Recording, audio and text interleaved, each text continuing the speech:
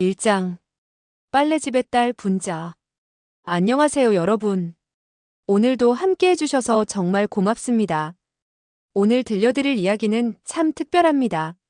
한 여인의 평생에 걸친 선행이 어떻게 운명을 바꾸었는지 그 감동적인 실화를 들려드리겠어요. 주인공은 정분자 씨, 1957년생이십니다. 지금 67세가 되셨죠. 전라북도 임실 깊은 산골에서 자라신 분자 씨는 1974년 20살 꽃다운 나이에 서울로 올라오셨어요. 그때는 지금처럼 교통도 편하지 않았고 산골 처녀가 서울 나들이 하는 게 쉬운 일이 아니었거든요. 분자 씨가 처음 맡은 일은 세탁소 보조였습니다. 아, 그때 세탁소 풍경이 눈에 선해요. 하얀 김이 모락모락 피어오르는 다리미질, 코를 찌르는 표백제 냄새, 그리고 손님들의 외상을 적어놓은 낡은 장부까지. 분자 씨는 참 마음이 따뜻한 분이셨어요. 손님이 돈이 없어서 쩔쩔매면 이렇게 말씀하셨대요. 때를 놓치면 얼룩이 굳어버려요. 나중에 형편 나아지시면 그때 갚으세요. 이런 분자 씨에게는 2살 어린 여동생이 있었어요. 정미정 씨, 1959년생이었죠. 미정 씨는 마을에서 소문난 수재였어요. 공부를 워낙 잘해서 서울 사범대학교에 장학금을 받고 입학했고 앞으로 선생님이 될 꿈을 키우고 있었답니다. 언니는 세탁소에서 다리미질하고 동생은 대학에서 공부하고 자매가 각자 다른 길을 걸어가고 있었던 거죠. 그런데 여러분, 분자 씨가 외상으로 살려준 그 옷 한 벌이 외상으로 건넨 그 미소 하나가 훗날 얼마나 큰 의미를 갖게 될지 그때는 아무도 몰랐어요. 분자 씨는 늘 이렇게 믿으셨거든요. 사람은 형편이 나아지면 달라진다고. 그 순수한 믿음이 훗날 사람을 불러오는 다리가 된다는 걸 그땐 몰랐던 거죠. 자, 그럼 이제 시간을 훌쩍 건너뛰어서 1983년 겨울로 가보겠습니다. 미정 씨에게 인생을 바꿀 큰 변화가 찾아오거든요. 2장 비밀의 탄생, 숨긴 호적. 1983년 겨울이었어요. 추위가 유난히 매서웠던 그해 미정 씨에게 연애 상대가 생겼습니다. 같은 대학원 출신의 유도현 씨, 1956년생이었어요. 도현 씨는 의대를 졸업하고 레지던트 과정을 앞두고 있는 촉망받는 젊은 의사였죠.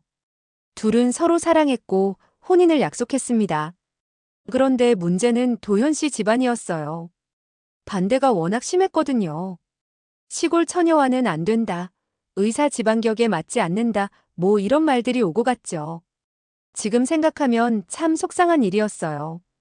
그런 와중에 미정 씨는 임신 3개월이 되었습니다.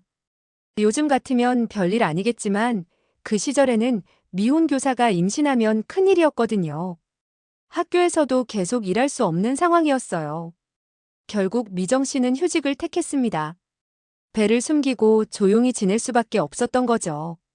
1984년 드디어 아이가 태어났습니다. 윤서준이라는 이름을 지어줬어요. 건강한 사내아이였죠. 그런데 여러분, 그 시절에는 아버지의 동의 없이 호적에 아이를 올리는 게 참 어려웠어요.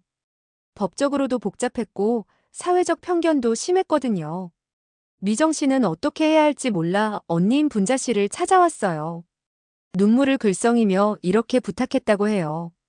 언니, 서준이를 언니 아들로 올려줄 수 있을까요? 제가 복직하면 양육비는 제가 다 보낼게요.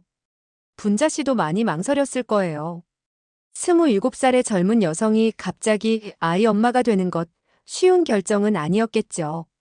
하지만 결국 분자 씨는 서준이를 품에 안고 세상에 이렇게 말했어요. 우리 아들 서준입니다. 그리고 미정 씨는 떠나기 전에 봉투 하나를 분자 씨에게 남겼어요. 그 안에는 유도현이라는 이름과 병원 주소가 적힌 메모가 들어있었죠. 언니, 너무 힘들면 이걸 보여주세요. 이렇게 해서 3사람의 인생이 한 장부에 묶였습니다. 외상장부, 출생신고, 그리고 미완의 혼인.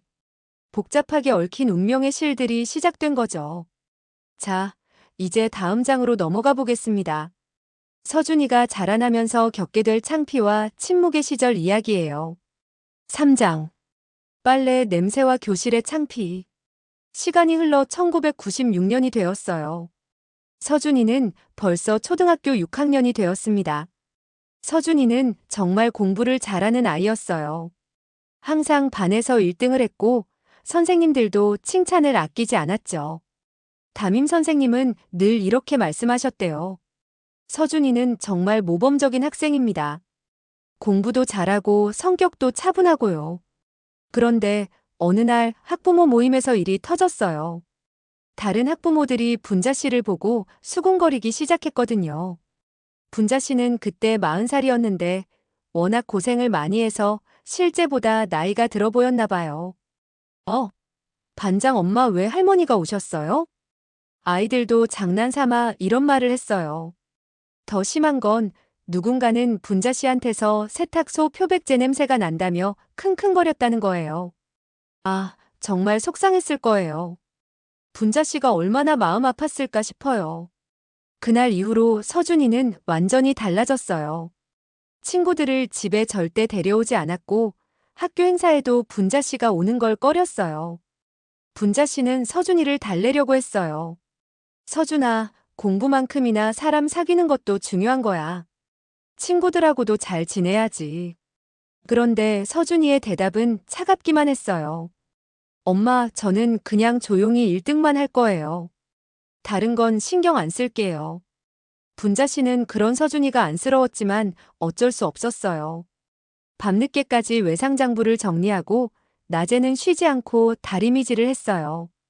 장판 위에 다리미 자국이 하나둘 늘어날수록 서준이의 표정은 점점 더 단단해지고 말수는 더욱 줄어들었어요. 그래도 분자 씨는 외상을 재촉하지 않았어요.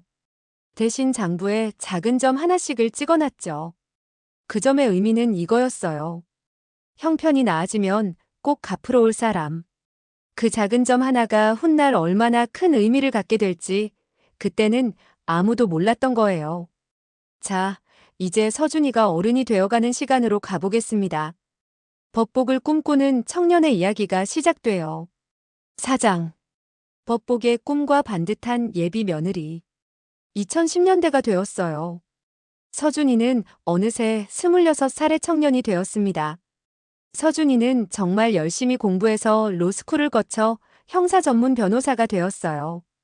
법무법인에서 일하면서 실력을 인정받았죠. 선배 변호사들도 서준이를 칭찬했어요. 머리도 좋고 승부욕도 강해.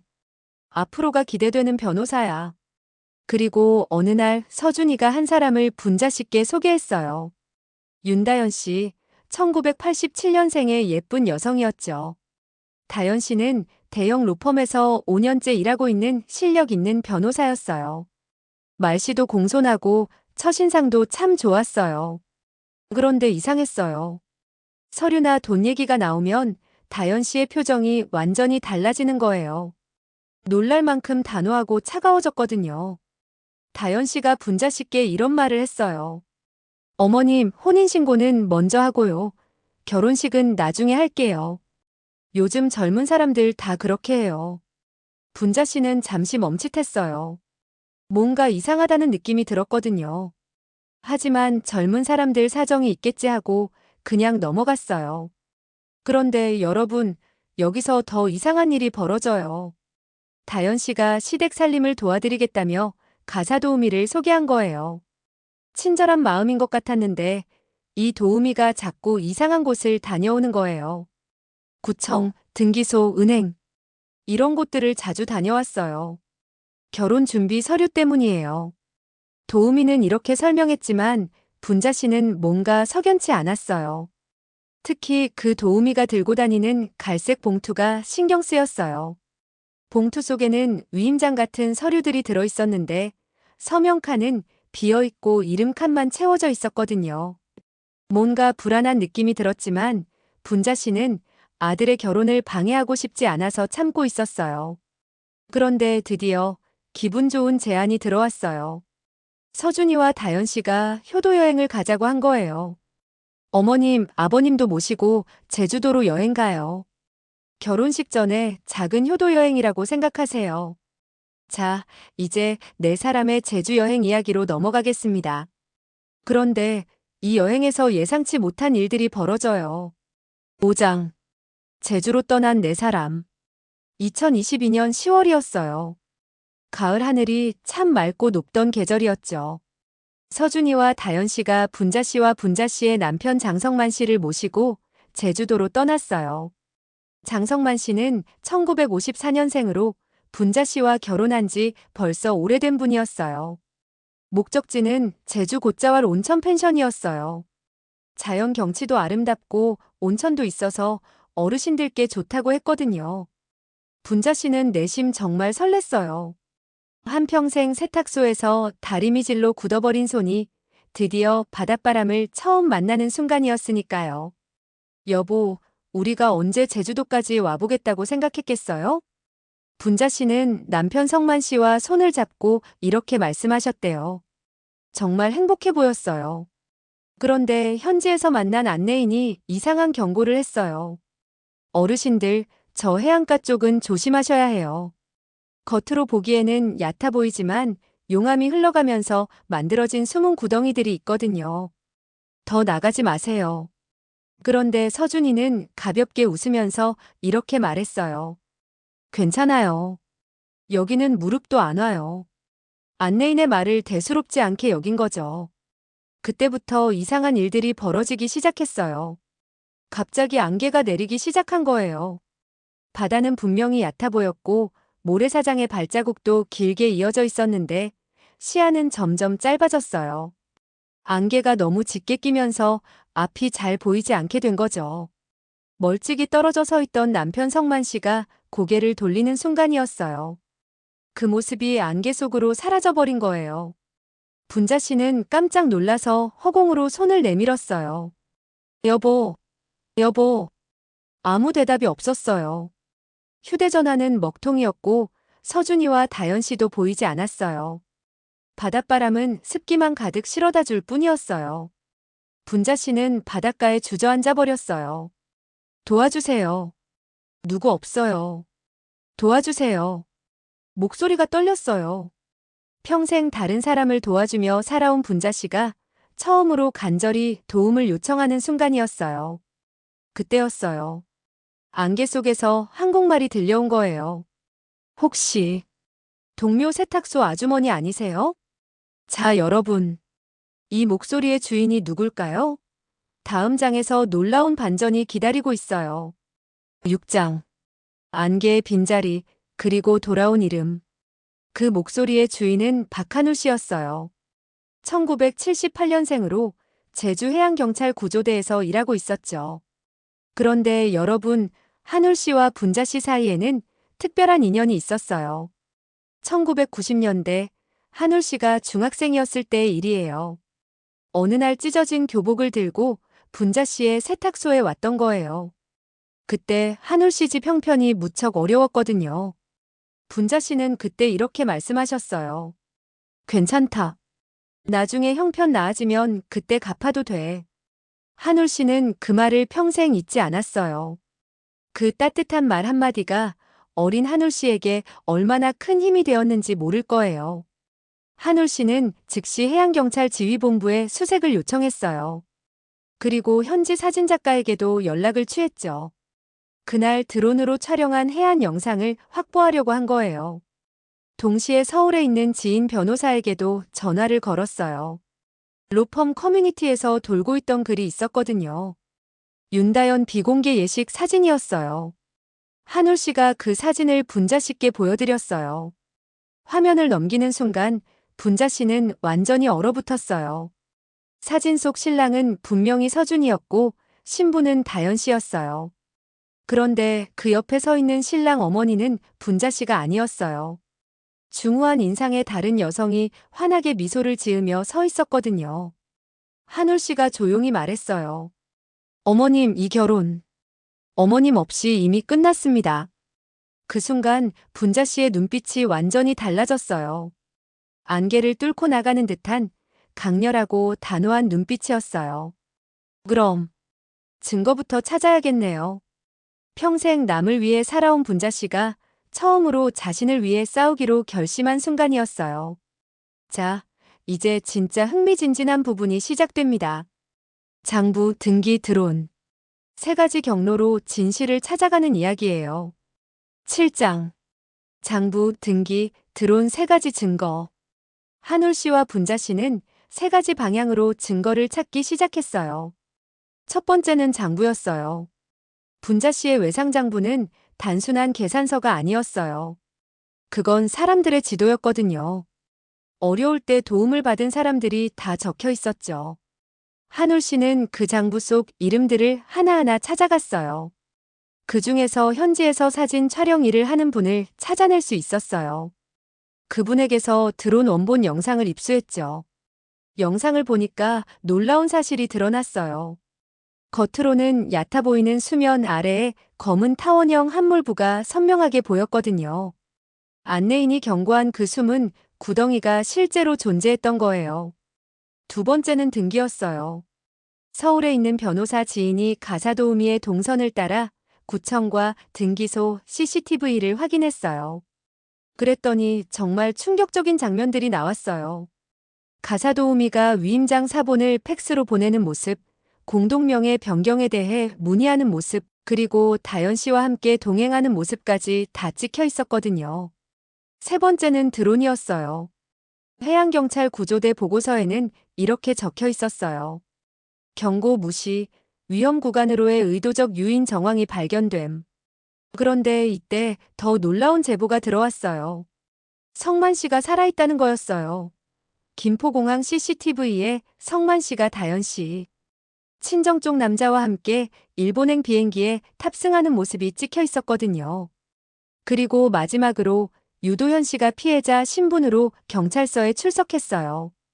유도현 씨는 이렇게 진술했어요. 대학 등록금부터 시작해서 최근 개업 자금까지 다 밝혀버리겠다는 말과 함께 계속 돈을 요구받았습니다. 처음에는 서준이 혼자 왔는데 나중에는 성만 씨도 함께 왔고 최근에는 다연 씨가 조건을 조율했어요. 분자 씨는 천천히 숨을 고르셨어요. 결혼식의 가짜 어머니, 위임장의 빈칸, 안개 속 함몰부. 모든 퍼즐 조각이 제자리를 찾아가고 있었어요. 드디어 진실이 드러나는 순간이 다가왔어요. 이제 분자 씨가 어떤 선택을 하실지 마지막 장에서 확인해 보겠습니다. 8장. 선택과 마지막 문장. 모든 증거가 모아졌어요.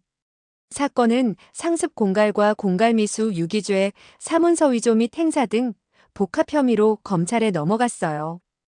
혼인관계와 친족관계를 속인 것도 큰 쟁점이 되었죠. 분자 씨는 경찰서 조사실에서 조용히 말씀하셨어요. 저는 제 아이를 그렇게 키우지 않았습니다. 죄가 있으면 벌을 받는 것, 그게 우리 사회의 약속이잖아요. 그 말씀을 들으니 정말 마음이 아팠어요. 평생 선행을 베풀며 살아온 분이 자신이 키운 아이 때문에 이런 말을 해야 한다니요. 그런데 여러분, 정말 놀라운 건 모든 복선이 하나로 연결됐다는 거예요.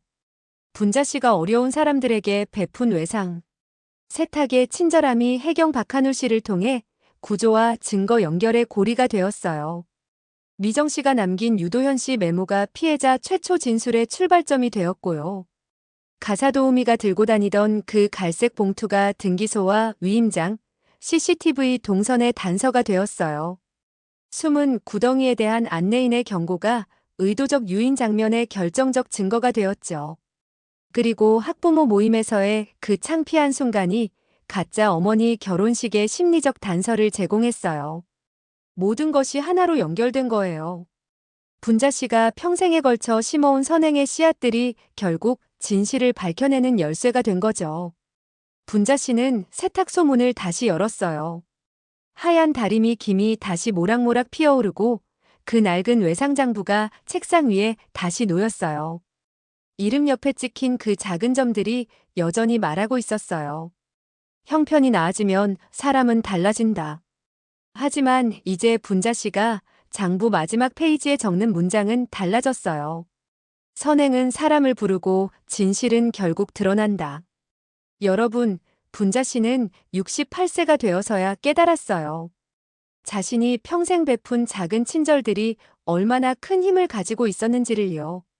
어려울 때 세탁소 찾아온 한우리가 해경이 되어 분자 씨를 구했고, 외상장부에 적힌 사람들이 하나둘 도움의 손길을 내밀었고, 그 모든 인연들이 모여서 진실을 밝혀냈어요. 서준이는 지금 복합 혐의로 재판을 받고 있어요. 다연 씨와 성만 씨도 마찬가지고요. 분자 씨는 이렇게 말씀하셨어요. 아프지만 받아들여야죠. 잘못은 잘못인 거니까요. 그래도 이제는 마음이 편해요. 진실이 다 밝혀졌으니까요. 유도현 씨도 이 모든 진실이 밝혀진 후 분자 씨를 찾아왔어요. 정말 죄송합니다. 그때 제대로 책임지지 못해서 이런 일까지 벌어지게 했네요. 분자 씨는 쓴웃음을 지으며 말씀하셨어요. 다 지나간 일이에요. 서준이가 잘못된 길로 빠진 건 저에게도 책임이 있어요. 혼자서 모든 걸 감당하려고 했나 봐요. 그리고 30년 만에 동생 미정 씨도 언니를 찾아왔어요. 지금은 고등학교 교장 선생님이 되어 계시더라고요. 두 자매가 서로 부둥켜 안고 우는 모습을 상상해 보니 저도 모르게 눈물이 났어요. 언니, 정말 미안해요. 내가 너무 무책임했어요. 무슨 소리야, 미정아. 서준이 덕분에 나도 행복했는데. 다만 아이를 제대로 가르치지 못한 게 미안할 뿐이야. 지금 분자 씨는 여전히 세탁소를 운영하고 계세요. 그런데 예전과는 많이 달라졌어요. 외상장부는 여전히 있지만 이제는 동네 어르신들의 사랑방 역할도 하고 있거든요. 분자 씨의 이야기가 입소문을 타면서 많은 분들이 찾아오세요. 분자 씨 같은 분이 있어서 세상이 아직 살만해요. 이런 말씀들을 하시면서요. 박한울 씨는 지금도 가끔 서울에 올라와서 분자 씨를 찾아봬요. 아주머니 덕분에 제가 지금의 제가 될 수 있었어요. 정말 고맙습니다. 그때마다 분자 씨는 이렇게 대답하신대요. 고마워할 건 내가 더 많지. 내가 있었기에 진실을 밝힐 수 있었잖니. 여러분, 이 이야기를 들으면서 어떤 생각이 드셨나요? 한 사람의 작은 친절이 몇십 년 후에 그 사람을 구하는 큰 힘이 되었어요. 그리고 그 과정에서 진실도 밝혀지고 잘못된 것도 바로잡혔어요. 물론 가족이 뿔뿔이 흩어지는 아픔도 있었지만 거짓 위에 세워진 관계보다는 진실 위에 선 외로움이 더 나을 거라고 생각해요. 분자 씨는 지금도 매일 아침 세탁소 문을 열면서 이런 마음으로 하루를 시작하신대요. 오늘도 누군가에게 작은 도움이 될 수 있다면 좋겠다. 그리고 외상장부 마지막 페이지에는 여전히 그 문장이 적혀 있어요. 선행은 사람을 부르고 진실은 결국 드러난다. 분자 씨는 68세가 되어서야 깨달으셨어요. 자신이 평생 베푼 작은 친절들이 얼마나 큰 힘을 가지고 있었는지를요. 어려울 때 세탁소를 찾았던 한우리가 해경이 되어 분자 씨를 구했고, 외상장부에 적힌 사람들이 하나둘 도움의 손길을 내밀었고, 그 모든 인연들이 모여서 진실을 밝혀냈거든요. 여러분도 오늘 하루 누군가에게 작은 친절을 베풀어 보시는 건 어떨까요? 그 작은 친절이 언젠가는 큰 선물이 되어 여러분에게 돌아올 거예요. 분자 씨의 이야기처럼요. 때로는 선행이 당장 보답받지 못할 수도 있어요. 때로는 믿었던 사람에게 배신당할 수도 있고요. 하지만 그럼에도 불구하고 선한 마음으로 살아가는 것, 그것이 결국 우리를 지켜주는 가장 큰 힘이 아닐까 싶어요. 분자 씨처럼 말이에요. 선행은 사람을 부르고 진실은 결국 드러난다. 지금까지 긴 이야기 끝까지 들어주셔서 정말 감사합니다. 여러분의 하루하루가 분자 씨처럼 따뜻하고 의미 있는 날들이 되기를 바라요. 다음에도 더 좋은 이야기로 찾아뵐게요. 오늘도 건강하시고 행복한 하루 보내세요. 정말 감사합니다.